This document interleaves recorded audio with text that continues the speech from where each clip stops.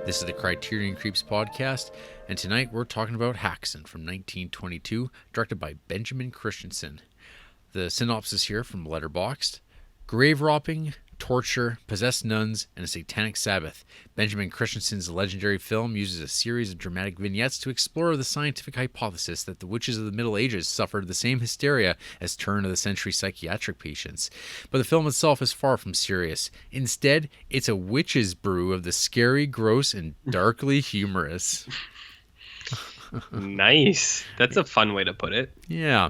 So, it's funny watching this back to back with The Vanishing, because I'm pretty darn sure the first time I ever watched Häxan was also via, it was either like IFC or the documentary channel back in like the early 2000s.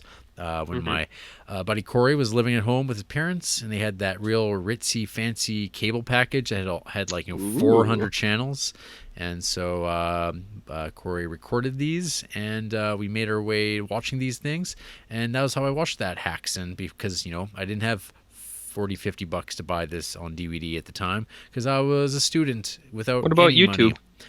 Wow, that was before. It didn't exist. That was before YouTube. That was like about 3-4 years before. So yeah, that was not on the table. But now you can just watch it on YouTube in various qualities of picture and editing. So, RJ, this movie is my shit. This movie. What do you mean?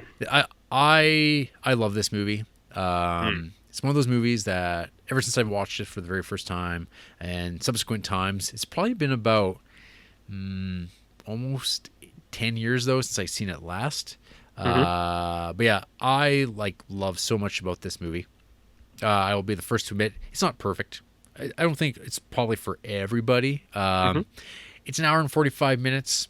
It's a little long in the tooth. I think part of it becomes like really obvious why it kind of feels pacing wise weird, because when you watch the 1968 Witchcraft Through the Ages edit, you get like, instead of like intertitle cards with the information, you get voiceover narration, which like takes like 15 minutes of footage and reduces it down to like 3 minutes.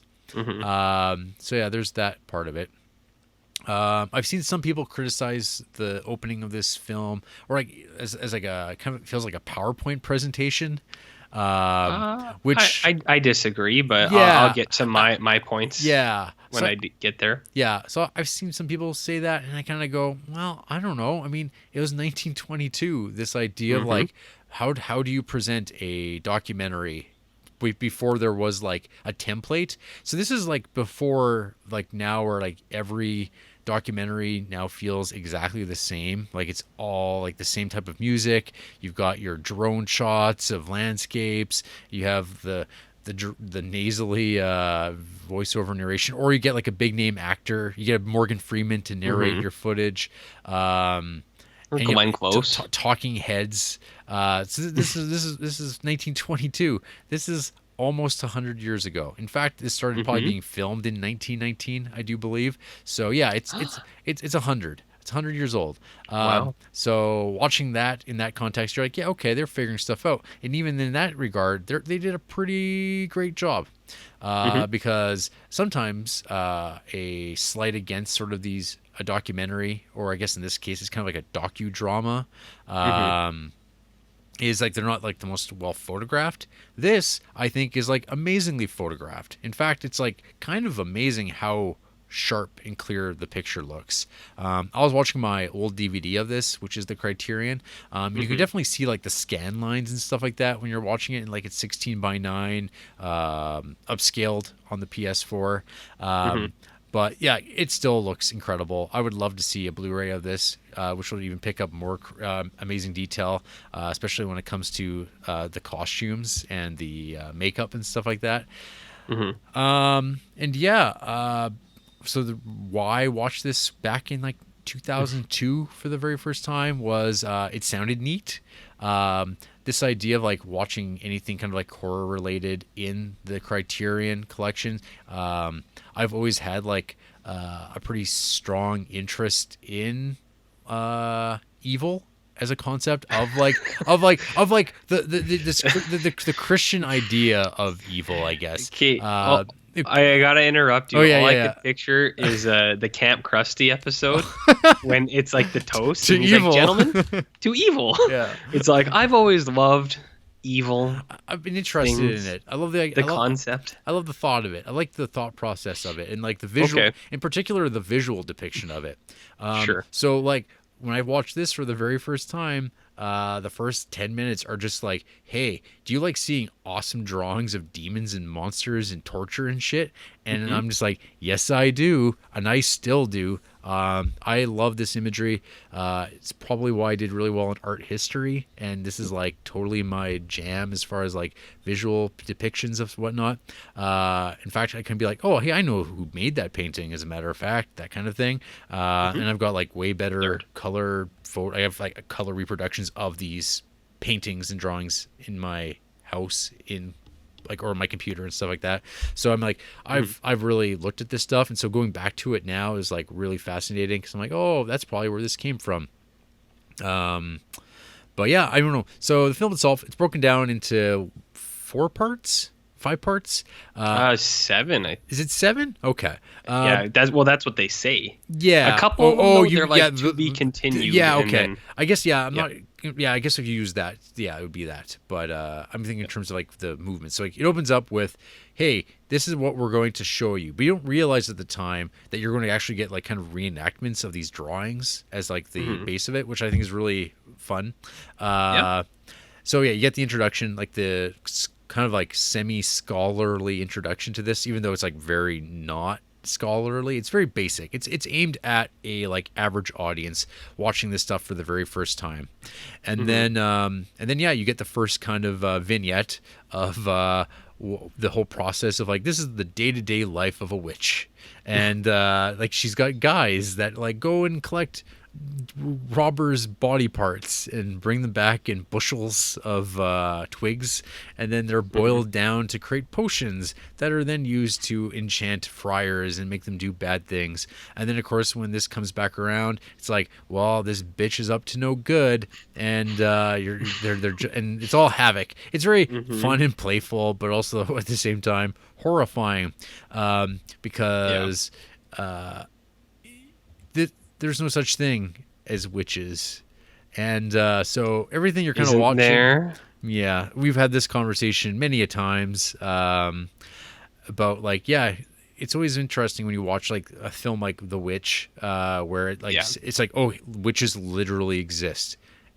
And then like, so this idea that like, what happens if an innocent woman's accused of being a witch? And it's kind of like, well, if there's actually witches, it's kind of justified because they're real, and you don't know where they're going to creep up. But in a world where there's never been witches, it's not real. There's just people maybe with different religious beliefs that think what they're doing is going to have a thing, but it's a placebo effect, or it doesn't do anything. It's all in your head. That's really terrifying. And that's something that has always appealed to me about this era. And we've actually seen this like kind of period depicted couple times now in the Criterion Creep. Recently with Day of Wrath, we got to see this play out. There's something else recently I'm thinking of. Day of Wrath. Day of Wrath is it? Okay. I was just kidding, but I did note Day of Wrath as well, because there's that kind of like that point where it's people like giving up witches as revenge, basically. Right. It seemed like. So I made that note as well, but I don't know. There could have been something that was witches. Yeah. I'll check it out. You keep rambling for a while, and I'll look into it. I'm very good at that. So like this is also a thing where this type of film I think had probably an influence on your Terry Gilliam type films like Jabberwocky, which is down the road, but like his like, or like not Life of Brian, but like Monty Python and the Holy Grail, just like that love of like kind of shitty 1600 1500 England in Europe, where it's just like anything's possible, and people like, you know, we didn't really have quite the age of reason come along to pull us out of the muck. But yeah, this, I don't know, it speaks to me in a lot of ways. I can't help but think about Guy Madden while watching this too, because of his use of docudrama styling while doing like something like his like kind of semi autobiography, like My Winnipeg, and like all of his films feel like silent films. So I'm sure that this film probably spoke a lot to him as well, amongst all the other tropes and stuff like that. There's always something that's really nice about silent film, especially in this era where there's a lot more experimentation happening, where like, how do we depict this thing? And there's no like right way or wrong way. So you get like these like neat little models and this like totally didactic kind of like pointing stick showing this is how the Egyptians thought the world was made. And you have this little stick that kind of points it all out. And it's like, that's like something Wes Anderson would do like 80 years later. That is something that he would do. Yeah. I don't know what we were both thinking of, because I had the same thought. I have no idea. The closest I can think of is maybe The Rock. Okay. But that's it, man. Okay, sounds good. Yeah. So you get these amazing... I've seen some people, I think, reference this movie and these sorts of movies that come from, or these visuals that come from silent films as like images that would kind of accompany the backdrop of a like rock band playing music. And it's just like, isn't this fucked up nightmare image with demons doing crazy things? And then like films like Faust, Murnau's Faust and stuff like that, where you get all these like, absolutely jaw-dropping, incredible visuals that look so much better than anything that anyone makes nowadays. And particularly nowadays, what they do is they obscure the images. They like completely hide the thing in complete darkness because that's atmospheric and leaves more to the imagination. Whereas in this, they just have a full-on Sabbath with like fucking demons all walking around and it's just like, it's so cool. Ghosts and ghouls everywhere, man. Everywhere, like fucking naked chicks and demons and dongs and butts, and they got the tongue devils, they got the butter churn devils, fucking the ghosts, the witches. A lot of basically whenever good old Satan shows up in this, it's actually played by director Benjamin Christensen. Oh, cool. Who's got totally his tongue wagged down. It's like every time he appears, is so good. You just can't hear that part because it's silent. I think that was a major inspiration for the band Kiss, was it not? Is that your hot take, or is that science? That's a gross generalization about Kiss that I just made, but could work. It fits. Yeah, prove me wrong, man. There's a lot of tongue demons. I personally loved the butter churn demon devil. That's also Benjamin Christensen. Yeah, it's like the same guy, but I thought he was the coolest because he shows up like 3, maybe 4 times. My favorite is on the one where it's the really cool possession scene where the lady's like, it's not like her soul leaving, but like she's like not being taken, but you see all these like people riding brooms and spirits kind of, the image is overlaid over like the townhouses, and then it cuts to the hill. And there's like the pointy tail devil at the end, and then some guy's fanning his butt, and then there's another guy in between, and then after them, then the butter churn devil is there too. And I'm like, I love this guy. He pops up in all the right places. Why would he be churning butter up there? I don't know. Maybe it's a metaphor for something else. Who knows? Who knows? What were you talking about? I don't know. I was just talking as always. Yeah, as always. No, I was just talking about how I love how it just shows the demons and they look rad. They are rad. They're so good. And so and as far as the vignettes go, you get the introduction to them, and you get these little short stories of like people being ill, and it's like, oh, bring out the medic who will pull out a boiling thing of lead, and then he will pull it across the top of your body, and then we'll throw it into the water, and as it cools, we'll then retrieve it, and it'll tell us if you have been inflicted with witchcraft. And he's like, very clearly, you can see from the formations here, he's been bewitched. And everyone's like, oh, yeah. And he's like, I see right there. Yeah, see that? And it's just like, Jesus, like, I don't know if we've really come that far in some ways. Some days, I don't know. Yeah. It's like, I thought I had mono one time for a year, but turned out I was just really lazy. Yeah. You know that old one? Mm-hmm. Yeah, I thought that was cool. Yeah. Where'd they get all that lead? I don't know. I could use some lead right about now. Yeah, that's what I'm saying, man. And they probably just threw it out. Well, you can't use it. It's cursed. Yeah, it's witched. It's bewitched. It's bewitched. Yeah. Yeah, and then the film kind of wraps up with sort of the, I don't know how great the science is, but I mean it's 1922 conclusions with as far as like the whole concept of hysteria. I mean it's trying though. It's like this is a very much like a kind of a liberal humanist approach of like trying to like contextualize what was going on with the information available to it, while also making kind of this like broad, crazy like film with again corpses and demons and stuff like that, and being like, see, we have an agenda here. We're trying to show that maybe like making these like things just like, isn't this scene of this woman walking through it not unlike that nun being possessed by the demon from earlier in the film? These sort of things. Yeah, no, I like that too. It's like it's dated now, but it's kind of like what you said at the time. Yeah. Hysteria was how they classified these things, like things that maybe now people would think of like I don't know, say like Alzheimer's or dementia, where people like act kind of weird, not like they normally act, and they're like, oh, they're hysterical. So I like that as well. They were using the information that they had.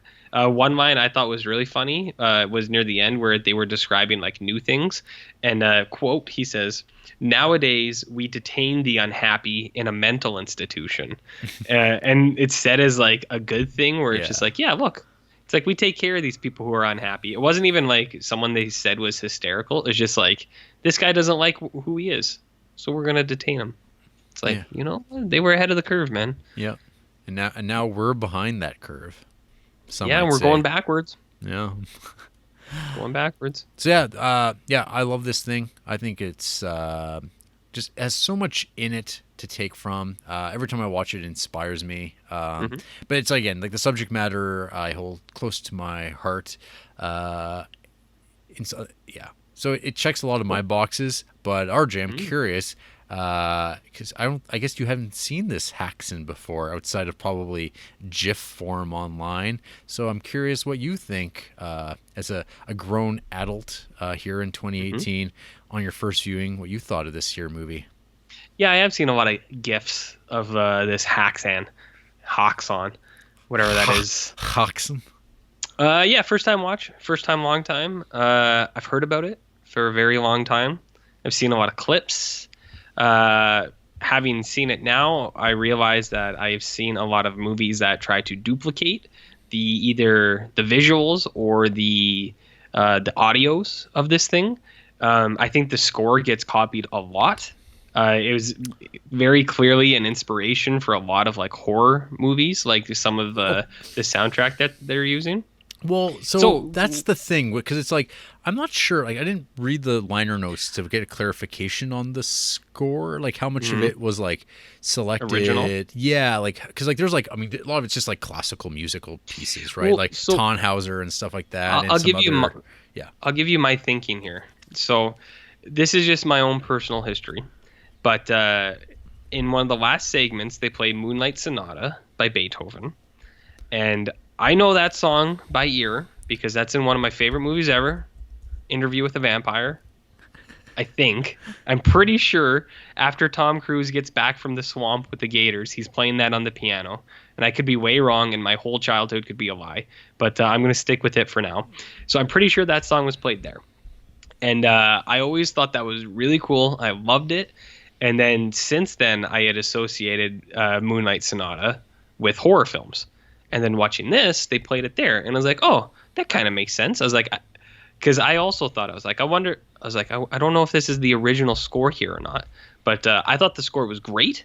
And I was like, I think a lot of these like tones and melodies get used a lot in horror movies. So it's a good point. Like, I don't know if it's original or if it was used after the fact. It's all just classical music that they assembled. Yeah. Because like actually, especially when you watch the Universal stuff, a lot of these like musical bits are also used there.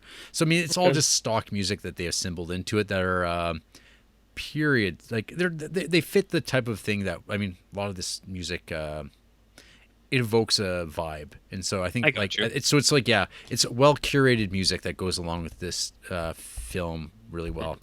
So much that like I made some video projects that totally lifted some of You those music nerd. songs. I know. You total nerd. I dig this thing. So, anyways, to get away from you being a nerd, yeah, I'd never seen this, but I've seen things that copy it or try to replicate it a lot. Heard about it a long time. I watched this on Canopy, so I'm not sure what the quality was. Looked pretty good to me. So I don't know, like, was that like 720 or something like that? Maybe 10. I don't know. Maybe 480. I don't know. Look good to me.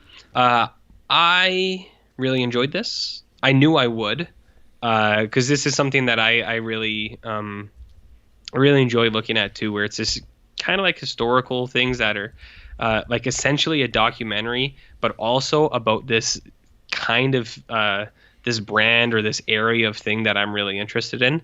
So unlike you, I am a good Catholic kid, so I know all about this hell world and this hell imagery and things like that. Yeah.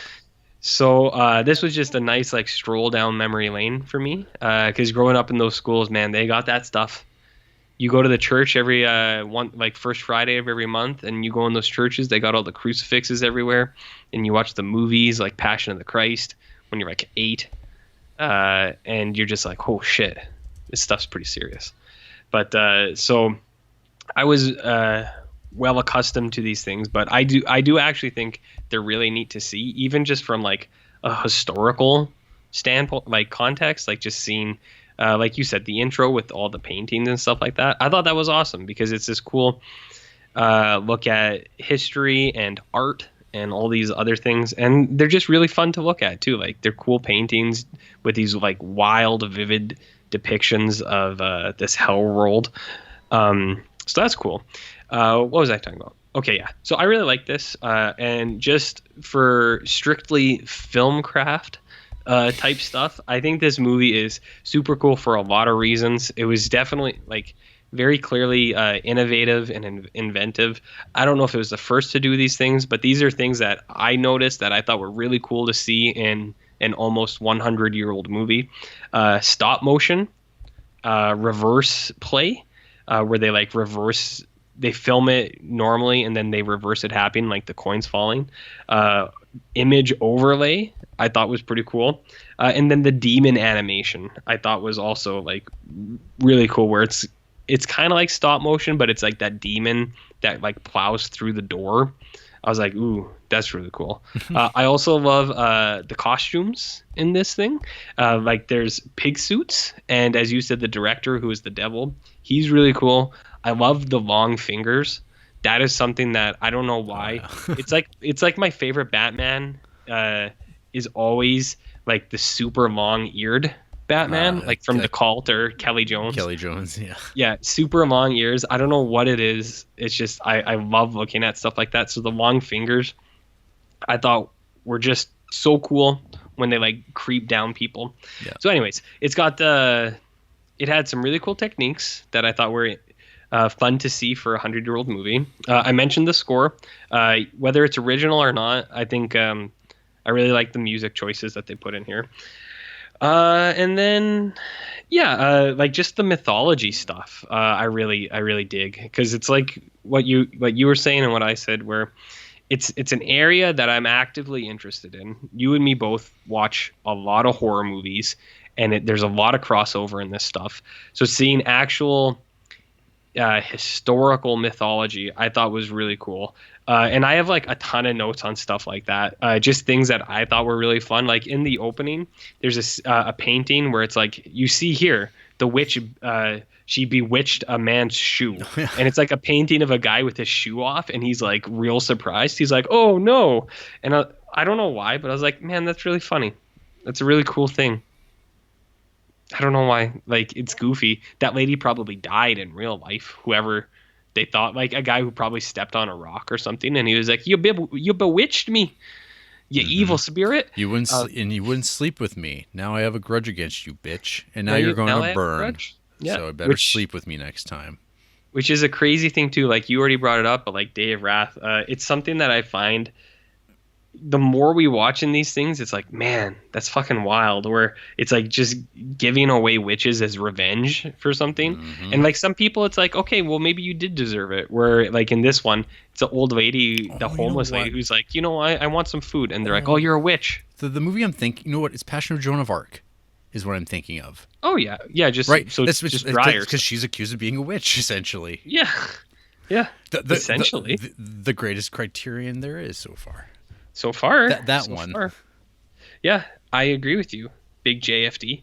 So, yeah, what was he talking about here? I'm going to ramble off stuff that I really liked for a while, and then I'll give it back to you.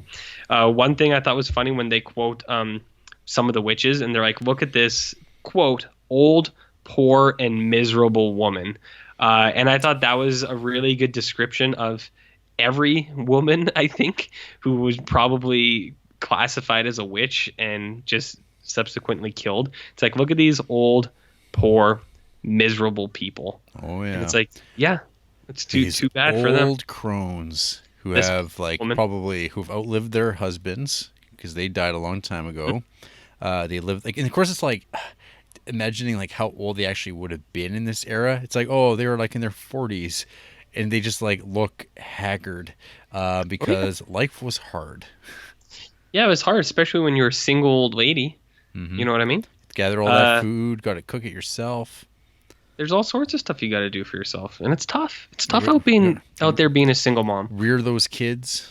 Yeah, yeah. So they don't get enough credit. Because now there's movies like I Don't Know How She Does It that like applaud it, but back like a couple hundred years ago.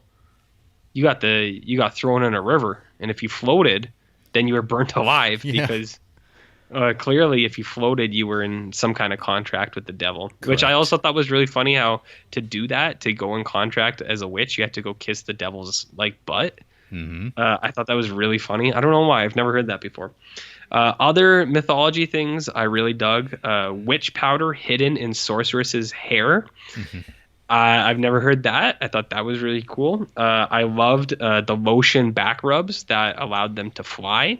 Mm-hmm. Another thing that I've never thought about before, but don't you remember that bit in The Witch where like the witch churns the baby and then rubs its fat on its skin and then flies away? Yeah, I didn't piece that together. There is a text I quoted here while we're on it. Uncircumcised boiled babies or something. They're talking like they throw the baby in the pot, which is like, whoa, unchristian. I think it's unchristianed. Unchristian, so like unbaptized.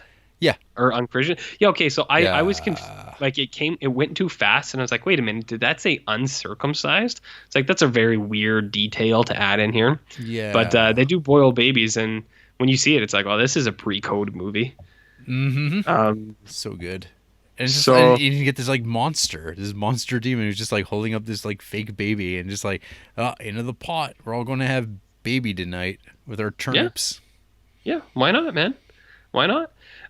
So that was cool. There's a skeleton horse in this, which I think is awesome. Mm-hmm. One mythology thing I thought was crazy is I've never known what the background to the tying the knot was. Because like people always say tying the knot for like marriage, and in this, the witch mythology, tying the knot, it's like a curse you put on a new marriage. Where they were talking, and it was like every knot is for a destroyed pregnancy, and I was like, whoa! I was like, that's really dark shit. Like I had no idea that's what tying the knot was. It's like when I was in Argentina, I went to like a big mausoleum thing, and they explained what Saved by the Bell meant. And I was like, whoa, man, it's way darker than what Zach Morris was experiencing in junior high. Are you saying it wasn't all right? No. Screech would not have a good time if he was in that situation. So anyways, that was cool. What else did I like? I liked a lot of it. Okay, my favorite part is there's a scene with the butter churn devil, and he's churning the butter real hard, and then it cuts to like all the priests at the table, and they're all like real unimpressed or like amazed. They all have like blank expressions on their face, and I thought that was really funny. I was like, I like this. So anyways, I like this Häxan, whatever you want to say, German witch or something. Oh, actually, when I was talking about Blair Witch 2 in the preamble, my legal copy had German subtitles burnt into the video. So it said Häxan a lot on there. At least I think that's German. I don't know. But hey, this is a cool movie. It's a nice little piece of history, man. I don't know what's not to like. Like, you might not be interested in it, but historically, it's what's not to like. It's cool. Yeah, I mean, like, if this isn't for you, this really won't probably be for you. And like I said, it does run long. It's a beefy bitch of a silent film. You got that right, baby. But I'm okay with that because there's just so much stuff that I want more of in my movie making. And for like silent film stuff, I think this is like for the horror side of stuff. This is top notch stuff. Like, I think it's like in the top pile of like for 20s filmmaking. I don't know if it gets much better than this. There's like a handful of films I'd be like, yeah, sure. So there's possessions, there's ritualistic killings, sacrifices, there's devils, there's fat dudes with love potions. Mm-hmm. There's little people boiling frogs and stuff, which I did feel bad for that frog. Looked like he had a bad go. Yeah. But that not the snake though. Snakes suck. So he deserved to die. And those birds. Oh, when did they kill? No, there's no birds. I just know you have a real aversion to avians. Oh, actually, in Blair Witch 2, an owl flies through the window and one of the people eats it. There you go. Yeah, fuck birds. Yeah. Owls are okay, but fuck birds. They suck. Anyways. Häxan's pretty cool. You know what wasn't as cool was the 60s recut by William S. Burroughs. Well, by him and some guys. Yeah, it's fine. I think so we're talking about Witchcraft Through the Ages from 1968. Sort of like an art project that well, it doesn't even recut. It just takes the footage, takes it down to 72 minutes. Mm-hmm. And hey, let's take that sweet score of classical music and put some free-form jazz on it. Mm-hmm. And I don't know how you feel about jazz, RJ, but jazz is jazz, and nothing dates a film from the 60s for me as much as jazz. I think I have mentioned on the pod before, I am a fan of jazz. I use it a lot when I do like academic writing because it's hard or like reading papers or like writing at all. It's really hard for me to focus when when I'm listening to like normal music with lyrics and shit. So I do listen to a lot of jazz. I think it stimulates the brain, man, for let all that stuff come out. So I think if the original score wasn't so awesome, I would have maybe liked the freeform jazz. And it's not to say I didn't like it, but I like that classical music they threw on there way more. So yeah, and that's William S. Burroughs. It seems like, as you said, it seems like it would have been like an entry-level college project for an art class, but because Burroughs became like this big thing, it's like, hey, look what this guy did. It's art. Yeah, well, because there's like Brian Geeson and stuff like that's involved with this, who's like one of those, the guy who helped design the Dream Machine. Brendan Gleeson. Brian. Famed actor from Harry Potter 4? No. It's this kind of fits into that, like, kind of rise of the counterculture in the time. And so it'd be kind of just, it slots into that. But, I mean, when you have the real deal to watch, I don't know why you wouldn't just watch that. I guess unless you're short on time, you want to save yourself that half hour. Because you still want to read those intertitles. You can have William S. Burroughs talk about asses, and his he drops an ass in there. Yeah, the original says the devil's behind. Yeah. But Big Bill, he's like, you go kiss the devil's ass.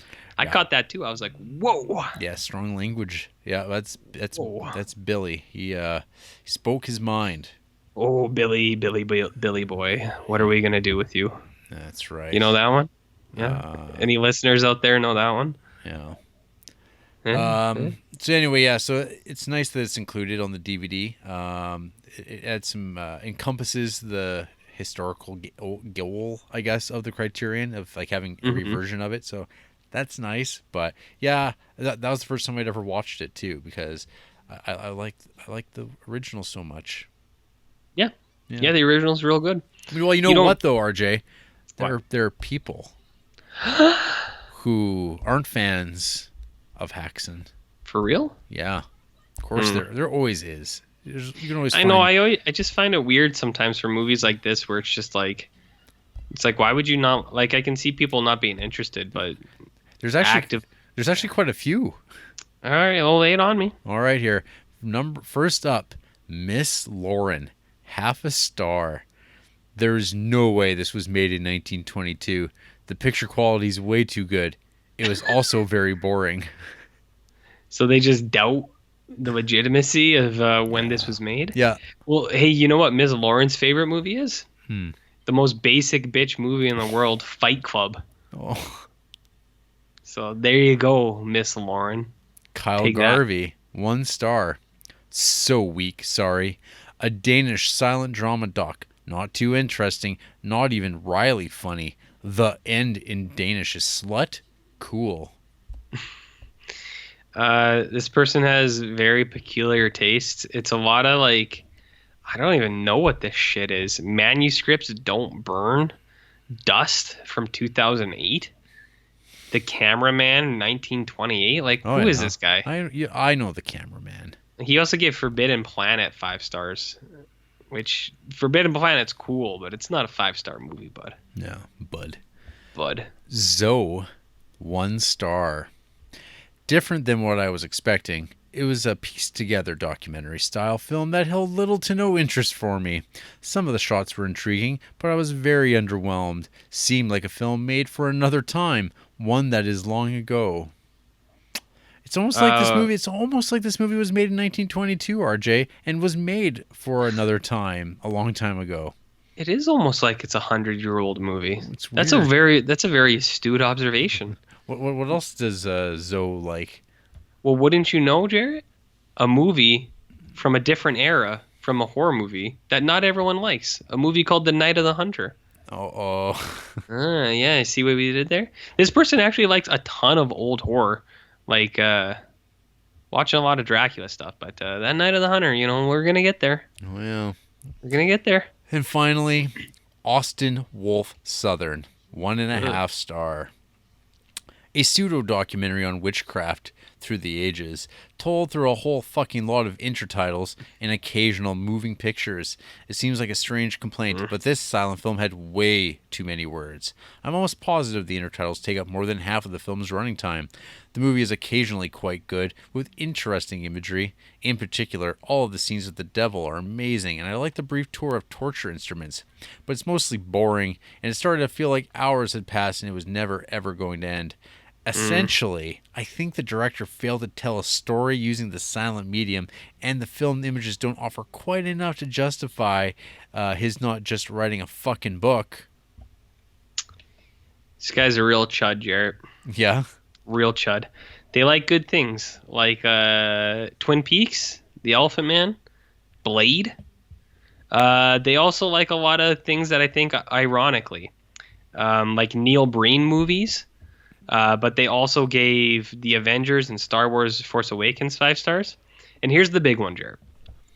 This fucking guy gave 5 stars to what I believe, as my second worst Stephen King movie of all time, Sleepwalkers, directed by Shit Garris. So Man, this person, yeah, that's this is not one of our guys. No. Sorry, Austin, if you're a listener. I'll also mention that review is from 8 years ago. Okay, well, when did they watch Sleepwalk? I can't. I don't have the ability to look up that. But anyways, you gave Sleepwalkers 5 stars. You got a real problem. Unless, like I said, it's ironic. Like, they have Josie and the Pussycats as 5 stars as well. Okay. So, all right. We all know where they're coming from now. You know what I mean here, Jer? You know what I mean? You know what I mean? I hear what you're saying. I will also mention, so around the time I watched this last, there was this really neat documentary series on one of the science channels, I think, or History, and all it was about like torture devices. And it was just about like the history of like certain things, like what is the history of the Iron Maiden, and what is the history of the wheel. And it was like rad because it's kind of like in that window of time where like MythBusters was really popular and like sort of these like science shows were in, but you had to like try to apply them to like fucked up ghoulish things to get some people to watch. So there was like do you remember like the Ultimate Warrior? And like they would do, or maybe it was like that, but like they would have I think it was like Spike, the Man channel or whatever it was, and they'd have like samurais versus Apache and that sort of thing. Like I know. Yeah, and it was like lots about hacking up like dummies and stuff. So the one show I'm talking about though, this like about like infernal devices, and it was just like talk about how people would create these things to like fucking wreck people and like make them talk, and you're just like, why? Like, why do you need to make more and more elaborate ways to make them talk? Like, once you have one, it's pretty consistent. Why not? Why not? Well, that's the thing is like that was like kind of like the thesis of the show was that like so they would basically take tools, like actual devices that were meant to like better humanity, but then they'd be like, well, what if we made it just a little bit bigger and put someone's head in it? It's just like, it's so fucked up.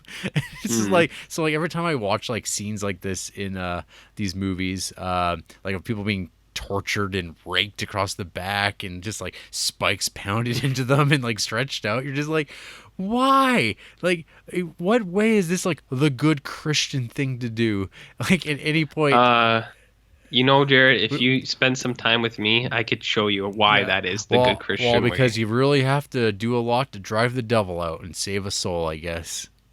Yeah, I agree with that completely.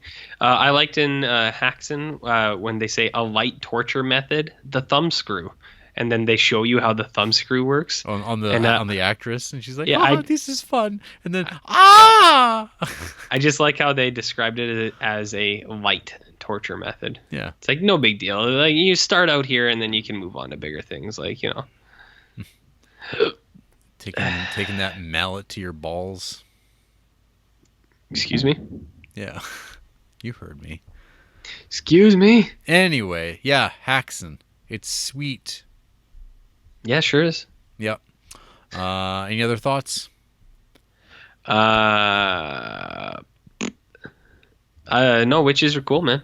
You should go watch Blair Witch 2, Book of Shadows. God damn it, no. You could. Well, for that discussion, you'd have to tune in to the full-length episode, folks. Over on SoundCloud. We're doing that thing, hey? Yeah. This is the review and the YouTube version. So, Book of Shadows. Am I right? Yeah. If people only listen to the YouTube thing, they're really gonna love those full episodes. Well, after the break, I'm going to churn some butter, and I don't know. What are you going to do, RJ? I'm going to churn your butter. How's that sound? Well, we're all going to hell, and we're all going to be being dipped into the boiling pitch by our ankles by big old monster demons. Ew.